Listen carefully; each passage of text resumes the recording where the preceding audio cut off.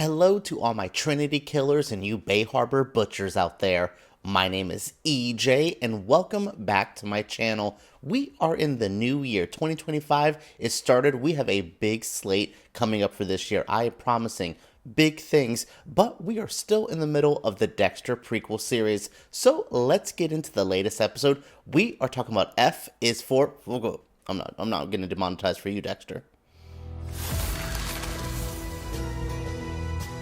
My goodness, what an end of 2024 I just had. My birthday was the 29th. I went to a wrestling pay-per-view and was able to work it as a member of the media.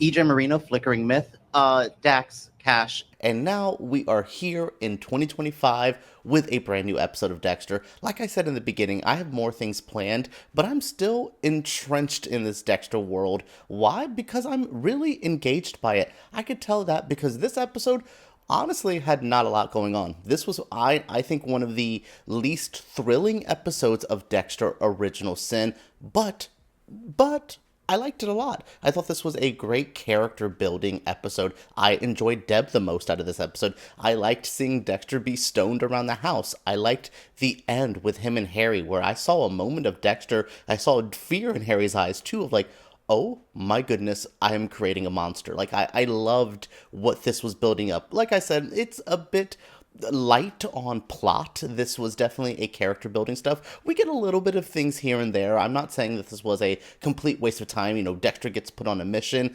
by Harry, which maybe it's just to cover up Harry's mess. So are we still following the code if we're doing your dirty work? We'll get into that in a moment. But yeah, I liked what this was going, and I like that this wasn't a crucial, like, I had to take a lot of notes episode. I thought all of the, our three main characters visiting their, their wife and or mother's grave, it's great. Like, it's just so touching. I thought this was a very well acted episode. I thought I got enough little details. I got some great Tanya Martin stuff. What is up with her being horse betting? Does she need money? Is that going to explain something later on? I have no idea. But like I said, I just enjoyed it. It was easy to watch, easy to go. It was like late last night. I'm like a day late on this, so I had a big interview to do for AEW yesterday, which you guys can check out. I'll put some B-roll over here. Got to interview the tag team champions for that awesome wrestling company. So was like, okay, do I have to get into Dexter?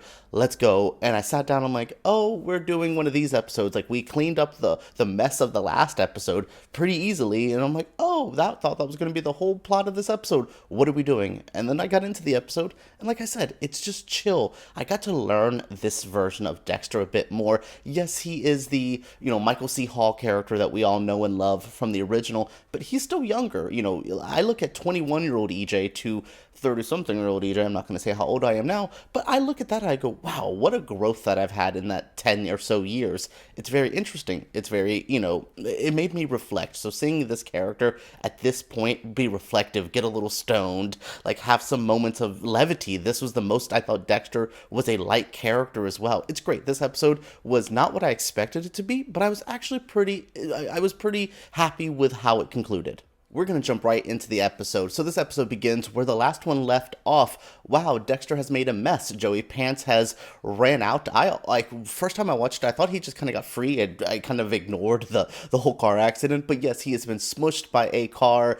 Dexter has to go back to where he was. Like, he is down to the minute of when the cops could come. Surprise, cops come a little early. So Dexter has to, quickly clean up his mess, hide where he is, and that's resolved.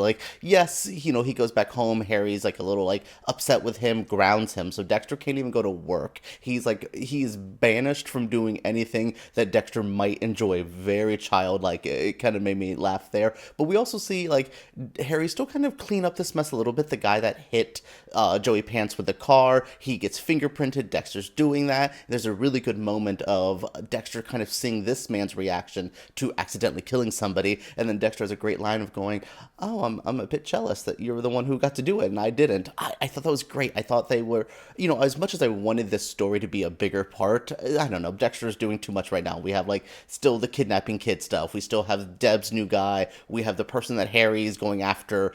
Yeah, there's a lot of stuff going on, so maybe we needed to wrap up this story just a little bit. It did show that, Dexter is still messy. He's not perfect, though we see how he later perfects his formula by using Harry as a test dummy. So yeah, this episode is pretty chill. Like I said in the intro, not a lot happens because Dexter is stuck at home this episode. He does eat some special brownies, which were for Deb's soccer team. Him and Deb have a great moment where I was like getting ready to fast forward. I was like, oh, Deb's gonna come yell at him, and oh my god. But then they start bonding, and then they get a little stoned, and they start talking about their mom, and Dexter opens up, and we get to see Deb and him be brother and sister. Like, they talk about the sibling bonding later on, and I thought that was real. I thought that was great. I thought they really felt like brother and sister here for the first time. This is the most I like Deb.